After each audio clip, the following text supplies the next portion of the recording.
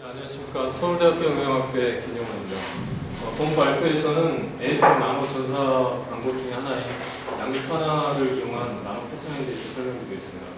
본 발표는 크게 네 가지를 발표할 예정인데요. 우선 AFM 나노 전사가 무엇인지에 대해서 설명드리고, 그다음에 실리콘 웨이퍼에서 실리콘 옥사이드에 높이 제어를 할 수 있는 몇 가지 방법을 설명드리겠습니다. 다음으로는 굉장히 복잡한 2D 또는 3D 패터닝을 위해서 저희가 제안한 굉장히 간단한 볼티지 프로그래밍이라는 방법에 대해 설명드리며, 마지막으로 3차원 패턴의 한 예인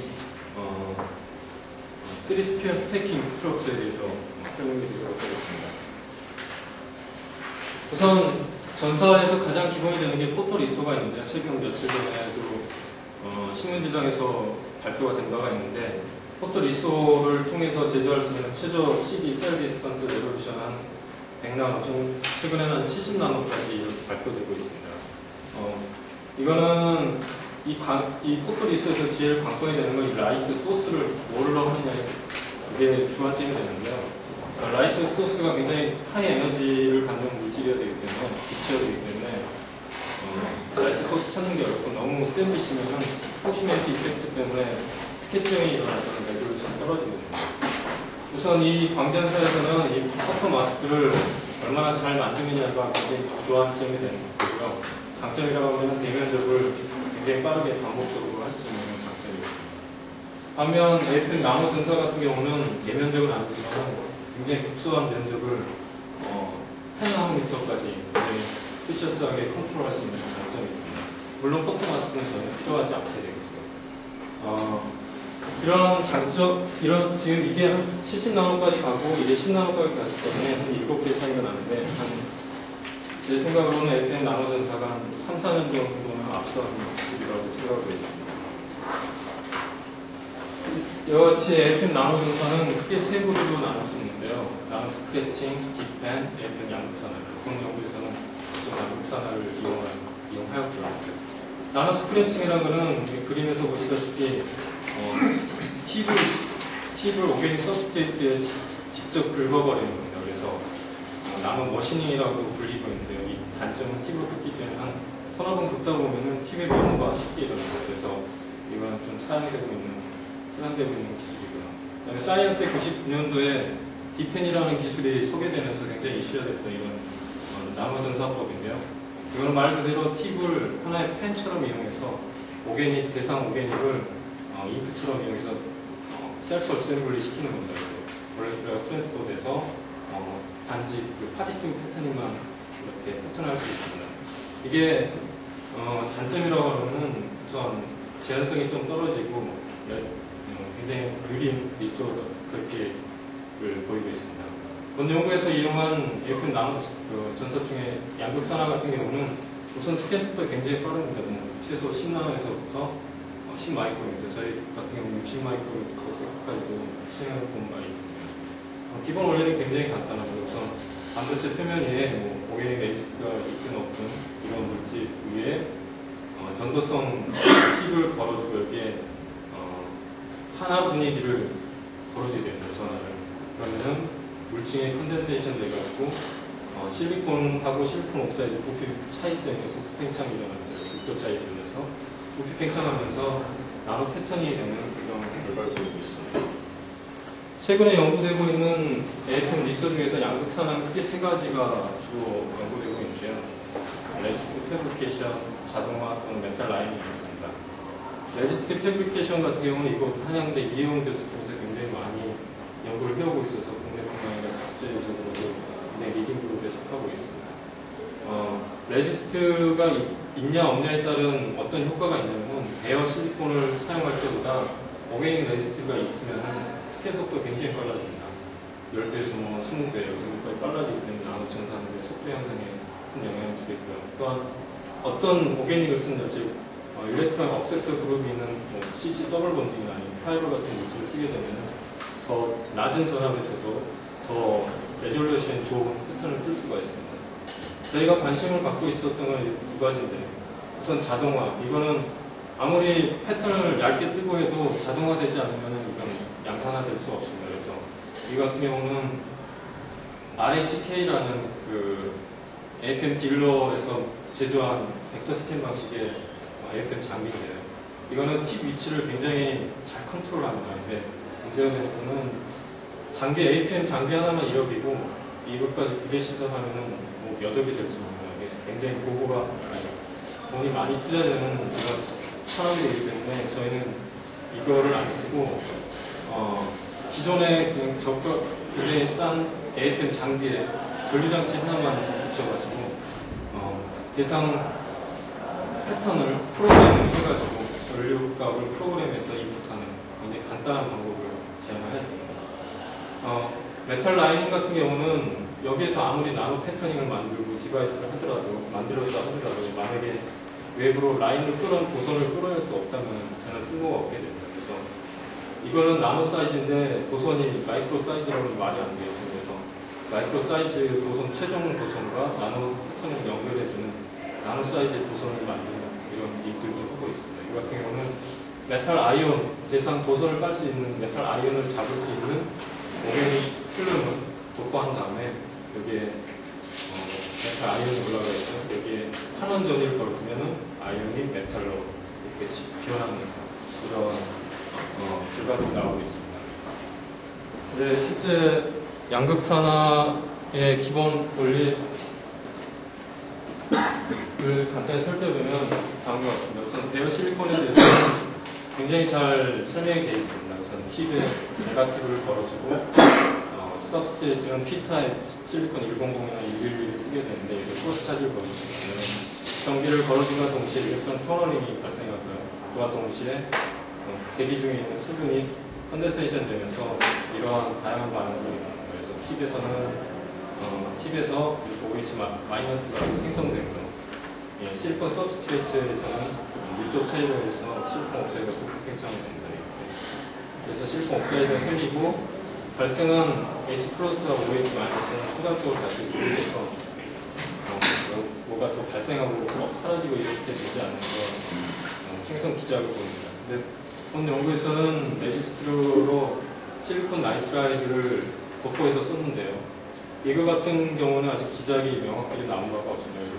이 실리콘 나이트라이드가 최종 이렇게 가는 과정에 중간에 이게 있지 않나 해서 나이트로젠이 더 산화되면서 이건 아웃디퓨전 되고 표면 밖으로 산소는 더 들어와서 이렇게 되지 않을까 생각하고 있습니다.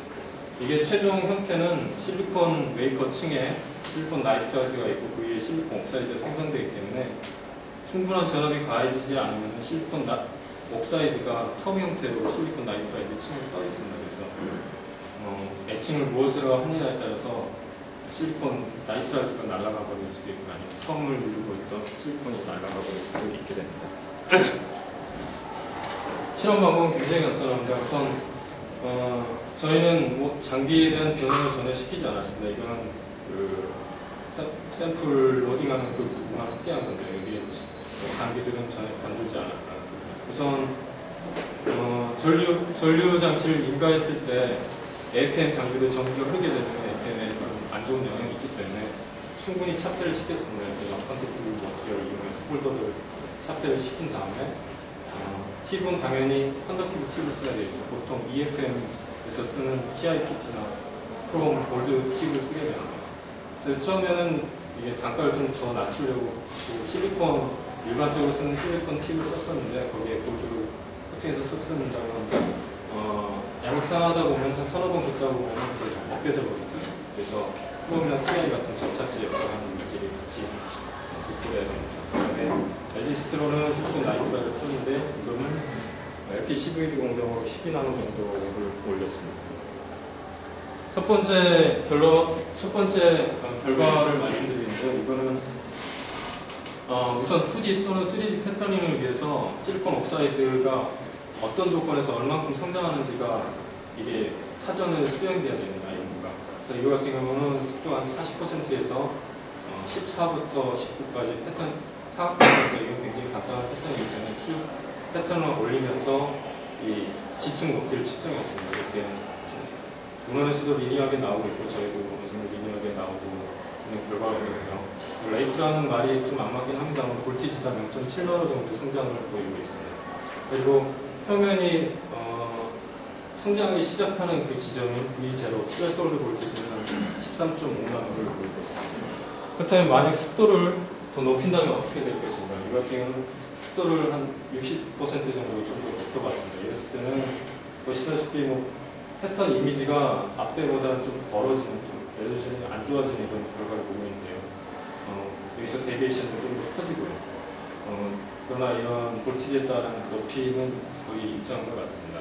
습도 영향으로 해서 스레스홀드 볼티지는 약간 떨어지고요.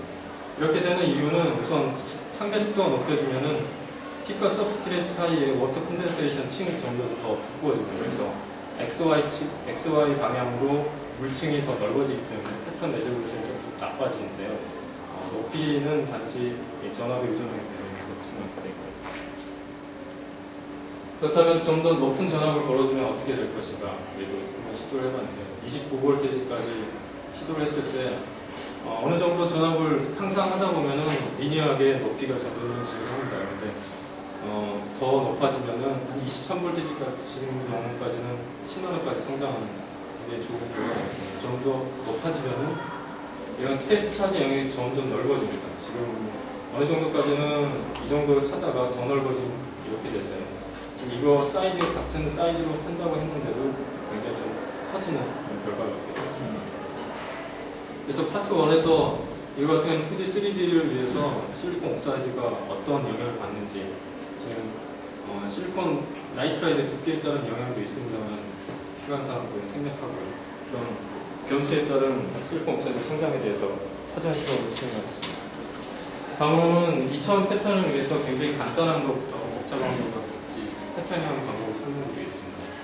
우선 조작은 가능한 여부를 확인하기 위해서 매뉴얼 수동으로 전압을, 지금 이거는 AFM에 전혀 변형을 주지 않은 거기 때문에 AFM 이 부분만 계속 긁고 있습니다. 이거는 전체를 확대한 거고요. 처음에는 이쪽 영역에서만 이미지를 긁고 있습니다. 긁고 있는 순간에 전압을 줬다 안 줬다를 반복해서 3개를 긁을 수 있었습니다. 그렇다면 좀 더 많고 자동화된 시스템을 하면 어떻게 될까 해서 전류장치를 프로그램을 썼습니다. 그래서 주고 앉고 온오프를 반복하는 패턴을 짜서 9개의 피리어드 라인을 만들었었고요. 선폭은 50나노 정도. 굉장히 광전사보다 우수한 이런 라인 레졸루션을 보이고 있습니다. 이런 단순한 라인 말고 만약에 좀 더 복잡한 라인을 패턴을 그린다면 어떻게 할 수 있을까?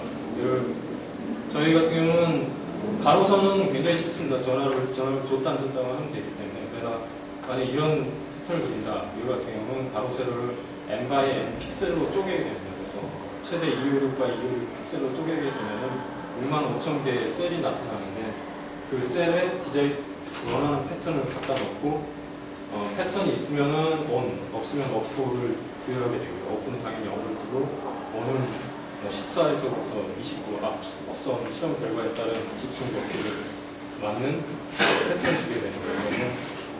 이건 AFM에 한 번 이미지를 단지 AFM은 표면만 해석하는 역할만 계속 수행합니다. 표면을 한 번 읽는 동안에 전기를 주고 다음에 했을 때는 이런 패턴을 쓰게 됩니다. 저희가 저거 같은 경우는 좀 더 복잡한 패턴인데요. 저희 연구실 양거인 EMP라는 글자를 가로세로 5마이크로 패턴을 짰었고요. 500나노 패턴으로도 수행한 결과가 있습니다. 20초 동안 애칭하면 손쉽게 네거티브 이미지를 얻을 수 있습니다. 그렇다면 3차원 패턴은 어떻게 하면 가능할 것인가? 한 예로 이런 세 개의 층이 적층된 구조가 있다 치면은 앞서 설명드린 볼티지 프로그램을 통해서 14, 17, 19볼트에 해당하는 전압을 한 번에 쫙 줘서 만들 수가 있습니다. 두 번째 방법으로는 각 층층을 분해를 하는 겁니다. 그래서 한 층에는 이거 한 17나노 볼테이지는 17볼테이지를 인가하게 되고요. 한 층에는 이런 패턴을 가진 전압을 인가하고 두 번째 층, 세 번째 층. 그러면 이 가운데 층은 연속 3번이 전압이 가해지기 때문에 실리콘 나이트라이드, 남아있는 실리콘 나이트라이드 때문에 좀 더 성장하게 됩니다. 결과를 보시면은 이거는 볼테이지 프로그램을 만들면 좀 2차원 레졸루션이 좀 안 좋아서 안 보이지만 14부터 19V까지 6개의 층을 쌓은 겁니다. 그래서 크로스섹션 보였을 때 어느 정도 이렇게 프라임 상태가 나타나고 있습니다. 그 다음에 저희가 두 번째로 말씀드렸던 이 사업 방법을 했을 때는 명확하게 3개의 층이 성장한 걸 볼 수 있습니다. 사우가 저희가 해봤을 때는 4층까지는 충분히 잘 쌓여지는데요. 그 다음에는 어떤 이유에서 이제 잘 안 되고 있습니다. 그래서 제안했던 방법이 변형시키되 1회 전압을 가하면서 성장시킨 다음에 다시 힙과 서브스트의 사이에 셋 포인트를 다시 맞추고 그러면은 이게 일정한 간격이 유지되고 한 10번까지 했을 때도 어느 정도 방향성을 보여서 높게 성장할 수 있는 걸 보였습니다. 이게 단점은 우선 진동 케이블이나 재진 방지 시스템이 없다면은 팁 포지셔닝이 한 5회 정도쯤 약간 틱트됩니다. 그래서 여기서는 조금 벗어나는 이런 단점이 있습니다. 정리를 하겠습니다. 우선 크게 세 파트를 나눠가지고 설명을 드렸었는데요. 2차원 또는 3차원 패턴을 위해서 대상 실리콘을 실리콘 옥사이드가 되는 이 집중 높이를 컨트롤하기 위해서 한 3가지 변수를 제거를 했습니다. 습도, 그 다음에 전압 또는 오게닉 티크니스인데 이거는 설명을 안 드렸습니다. 그래서 기본적인 데이터를 얻었었고 굉장히 복잡한 2차원 또는 3차원 패터닝을 위해서 단순화된 볼티지 프로그래밍이라는 방법을 통해서 굉장히 쉽게 수천의 또는 수백 내의 패턴을 볼 수가 있게 됐습니다. 저희가 구현하는 레졸루션은 50만 원이었고요. 그 다음에 한 예로서 3차원 패터닝 3스텝 스태킹 구조를 2가지 방법으로 제안했습니다. 이상 발표를 마치겠습니다.